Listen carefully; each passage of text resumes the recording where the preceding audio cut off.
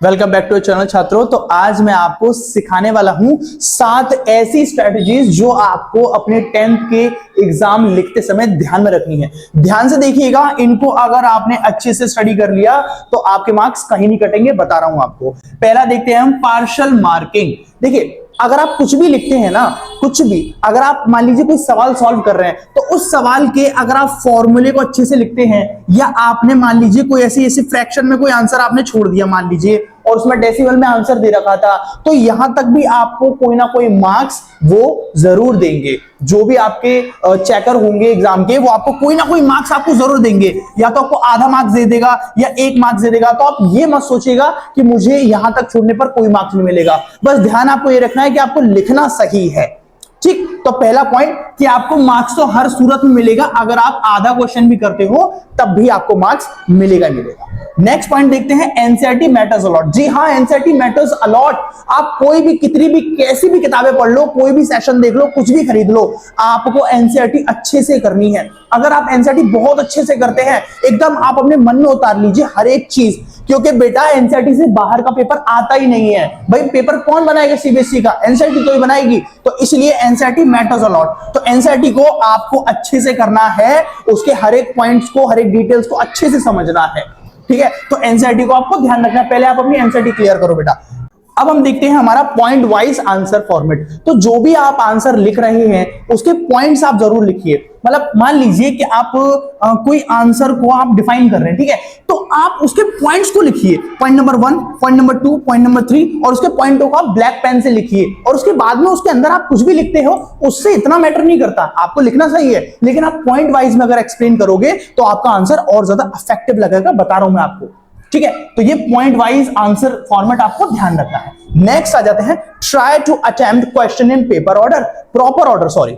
इस proper order में, एक प्रॉपर ऑर्डर में आप अपने आंसर को लिखिए। देखिए, मैं एक टीचर हूं, जब भी मैं बच्चों की कॉपियां चेक करता हूं तो मुझे उन बच्चों की कॉपियां चेक करने में बड़ा सर में दर्द होता है जो ऑर्डर अजीब कर देते हैं, ऊपर नीचे कर देते हैं। तो गुस्से में आकर मैं कभी कभी उनके भी मार्क्स इधर उधर कर देता हूं। वैसे ही आपकी जो कॉपी चेक करेगा, अगर आप अपने ऑर्डर को, जैसे पहले आपने पहला कर लिया, फिर आपने 7वां घुसेड़ दिया बीच में, तो इससे चेकर को कंफ्यूजन होती है। और जितना ज्यादा उसको आपके पेपर को चेक करने में कंफ्यूजन होगी, मैं बता रहा हूं, उतने ही वो ज्यादा आपके मार्क्स काटेगा। तो कोशिश करिए कि अपना ऑर्डर आप सही रखिए, पहला, देन दूसरा, देन तीसरा। अब आप कहेंगे कि सर हमें पहला आता है लेकिन दूसरा नहीं आता, 7वां आ रहा है, तो बेटा दूसरे के लिए जगह छोड़ दो, कोई दिक्कत नहीं है। आप जगह छोड़ो, आप जितनी चाहे उतनी कॉपियां अपने एग्जाम हॉल में मांग सकते हैं, कोई दिक्कत नहीं है। तो इसलिए मैं कहूंगा आपसे कि आप एक्स्ट्रा कॉपी ले लेना, लेकिन ऑर्डर वाइज करना, कि पहला लिखा, देन दूसरा, देन तीसरा, इस तरह से। Point number 5, underline keywords. जो भी आंसर के अंदर इंपॉर्टेंट पॉइंट है बेटा, उसको अंडरलाइन कर दे। बस ध्यान रखना, जो भी आंसर में इंपॉर्टेंट पॉइंट है उसको अंडरलाइन करना है। मान लीजिए मैंने बहुत सारी लाइनें लिखी और मुझे पता है कि भैया ये बहुत इंपॉर्टेंट पॉइंट है, तो मैं इसको पेंसिल से इस तरह से अंडरलाइन कर दूंगा। तो चेक करने वाला आपका टीचर ये देखेगा कि भाई बच्चे ने, मतलब वो उसकी अंडरलाइन पे पहले नजर जाएगी। उसमें अगर आपने बहुत सही लिखा ना, तो वो फिर सोचेगा कि हाँ भाई बच्चे ने सही लिखा हुआ। नेक्स्ट पॉइंट आ जाता है हमारा मैथ, साइंस, एसएसटी, हिंदी और इंग्लिश में जो एरर्स आते हैं। तो देखिए, मैथ्स में बेटा ध्यान रखना, जो भी आपका फाइनल आंसर आ रहा है उसको बस ऐसे करके कर देना। मान लीजिए कि मैंने निकाला है किसी का एरिया 616 और मैं यहां लिख रहा हूं सेंटीमीटर स्क्वायर। तो देखिए, एक तो हमें इसकी ऐसा यूनिट लगानी है, राइट, और उसको ऐसे बॉक्स में लिख देना है, होगा कुछ नहीं, बढ़िया लगेगा उससे, और चेकर की ध्यान सीधा उस पर जाएगा आंसर पे। तो ये आपके लिए एक प्लस पॉइंट हो सकता है। नेक्स्ट इज, मैथ्स के फॉर्मूले आप जरूर लिखिएगा कि आप उसको किस फॉर्मूले से सॉल्व कर रहे हैं या किस मेथड से सॉल्व कर रहे हैं, वो मेथड आपको जरूर लगाना है। जैसे मान लीजिए आप कोई भी, जैसे मान लीजिए आपने कोई कॉन्करेंसी वाला लिया है या सिमिलर वाला लिया है, तो सिमिलर का कौन सा रूल होगा, वो रूल आप इस तरह से ब्रैकेट में लगाइए। ये बहुत इफेक्टिव होता है, आपके मार्क्स बिल्कुल नहीं कटेंगे। नेक्स्ट आते हैं साइंस में। बेटा अगर आपने साइंस का डायग्राम बना लिया लेकिन उनकी क्या नहीं करी, आपने लेबल नहीं करा, तो कोई फायदा नहीं है आपका। आपको लेबलिंग करनी पड़ेगी। मान लीजिए आपने अगर हार्ट का कोई डायग्राम बना है, उसमें आपने नहीं बताया आर्टरीज कौन सी है, वीन्स कौन सी है, हाँ, चैम्बर कौन से हैं, और वेंट्रिकल कौन सा है, एट्रियम कौन सा है, तो फिर वहां वो आपके मार्क्स काट देगा। आपका डायग्राम बनाने का पूरा जो है कंसेप्ट बेकार हो जाएगा। ठीक है, तो साइंस में आपको क्या करना है, डायग्राम बनाते समय आपको लेबलिंग डेफिनेटली करनी है। ठीक, एसएसटी में आप जो भी मैपिंग वगैरह जो भी आप कर रहे हो, उसमें मैपिंग में आपको अच्छे से ध्यान से सफाई से लिखना है कि भैया ये वाला ये है, ये वाला ये पॉइंट है, ये वाला ये पॉइंट है। अपनी राइटिंग का खास करके ध्यान रखना।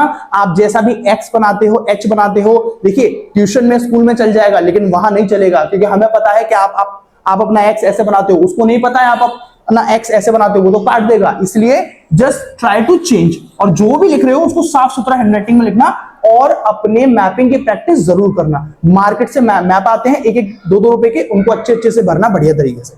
इसके बाद हिंदी के अंदर ग्रामेटिकल मिस्टेक बहुत होती है, सीबीएसई बोर्ड के बच्चों को तो बहुत ज्यादा दिक्कत होती है, इसलिए अपनी हिंदी को सही रखना।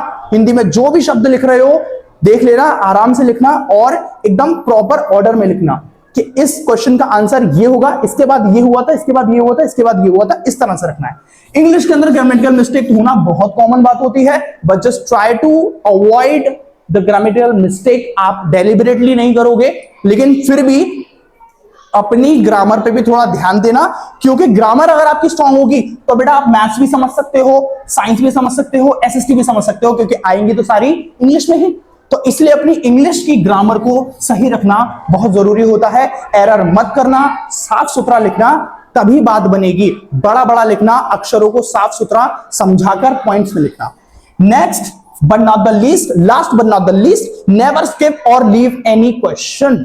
मैंने जब अपने बोर्ड दिए थे तो मैंने उसके अंदर एक भी क्वेश्चन नहीं छोड़ा था, और मैं आप लोगों से भी यही कहूंगा, एक भी क्वेश्चन मत छोड़ना। भले आपको नहीं आ रहा हो, अरे कुछ तो आ रहा होगा, उसके आसपास का थोड़ा बहुत तो आपको आइडिया होगा, कहीं ना कहीं तो किसी ने बोला होगा, आपने किताब में पढ़ा होगा, आपके टीचर ने लेक्चर दिया होगा, यूट्यूब पे आपने देखा होगा, तो उस आंसर से जुड़ा हुआ कहीं ना कहीं कुछ ना कुछ थोड़ा बहुत भी अगर आपको कोई ना कोई पॉइंट बेटा अगर आपको आ रहा हो तो लिखना जरूर, छोड़ना मत।